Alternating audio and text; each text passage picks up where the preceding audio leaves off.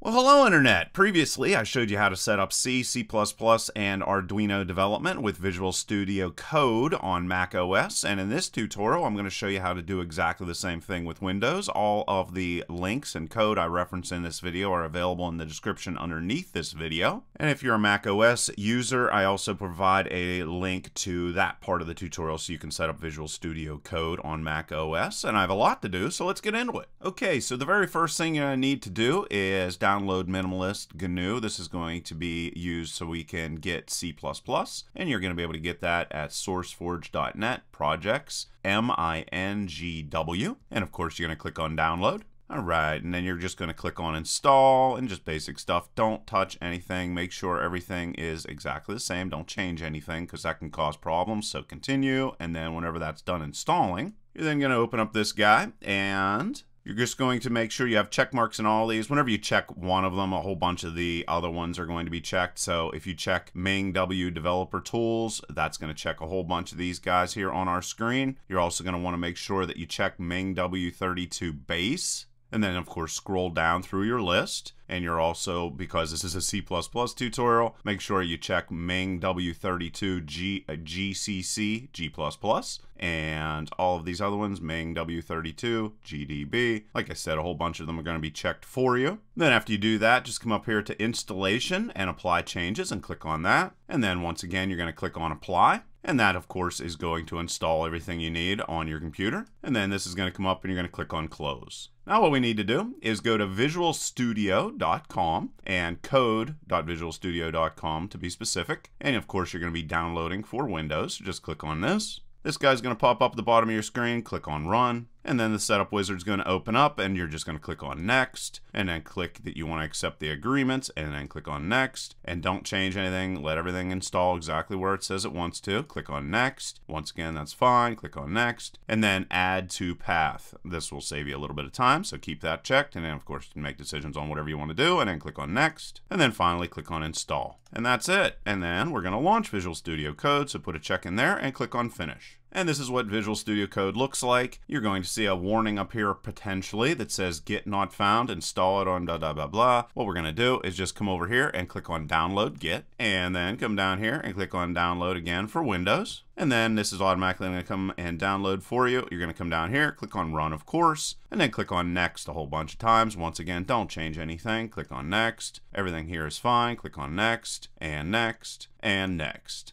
And then this is the best option for you also. So click on Next and then Next. So just click on Next a whole bunch of times, basically is what I'm saying. All right, and you get down to this final part right here, click on Install. And if you want to view the release notes, you can, but otherwise just click on, uncheck that and click on Finish. All right, so that's all set up. And you're going to see down here, using Git comes up and everything's working fine. Next thing you're going to do, you're going to come over here and click on this. This is extensions, and we want to install C++.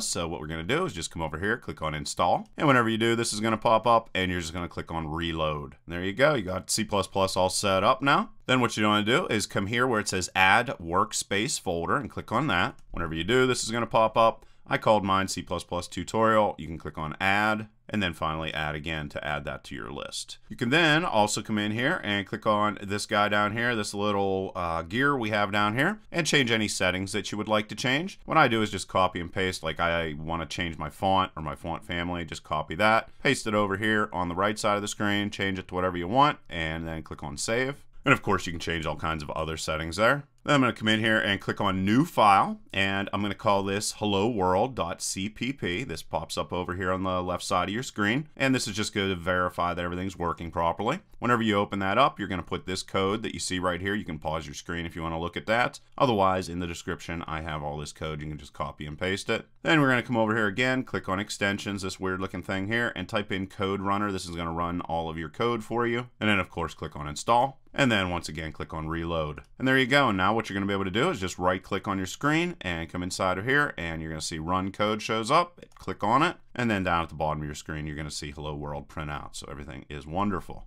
Now what we're going to do is set up Arduino so you can do some Arduino development. So you're going to type in platform IO-IDE. This is the one that you want. Click on install. This guy's going to pop up inside of here and you're going to click on reload. And then you may or may not get this error if you see unable to open PIO home theme of undefined. We got a fix. I found a fix on the internet anyway. And once again, there is a link to that. So you can just copy and paste it. What you're going to need to do is go in, if you installed everything, like I told you exactly where it asked to be installed, under users and whatever your username is, and VS Code, and then followed with extensions, and then platform IO IDE, and then in your lib folder, you're going to find a home.js file. What I did was I went and made a backup of the original just to make sure I didn't lose it. Then what you're going to do is you're going to copy and paste. Well, this is what's causing the error, and you may or may not get this error, so I'm just covering it just so you know. So what you want to do is get rid of this part right here. Once again, link in the description to exactly what you want to get rid of. So you're going to get rid of that and then replace it with this. So don't try to copy this off the screen. Just go to the link and get it and copy and paste that in there. Somebody on the internet found the solution to fix this. And once you save that, everything is going to be fine. And then you can reopen, or you're going to have to shut down Visual Studio Code and then reopen it. Then whenever you do that and you click on platform IO.IDE, which is under extensions, you're going to see this on your screen. What you want to do is click on new projects. We're going to use Arduino Uno. So you're going to search through the list through that. Then framework Arduino is going to pop up, and then click on finish. It's going to say, do you want to save your workspace configuration as a file? Say yes. I'm going to come up here. I called this Arduino test, and I'm going to click on save. And then I copied and pasted in the source directory main.cpp and all of this code here. And this is going to allow you to check that everything is set up properly. So of course you're going to want to plug in your Arduino into the back of your computer. And then you're going to come down here where this check mark is. You're going to click on that. That is going to build your application for your Arduino. And then you are going to click on this guy to load it onto the Arduino. And then you're going to notice that your blinking light on your Arduino is blinking considerably faster, and you will know that everything is properly set up. So hopefully that helped you out. And like always, please leave your questions and comments below. Otherwise, till next time.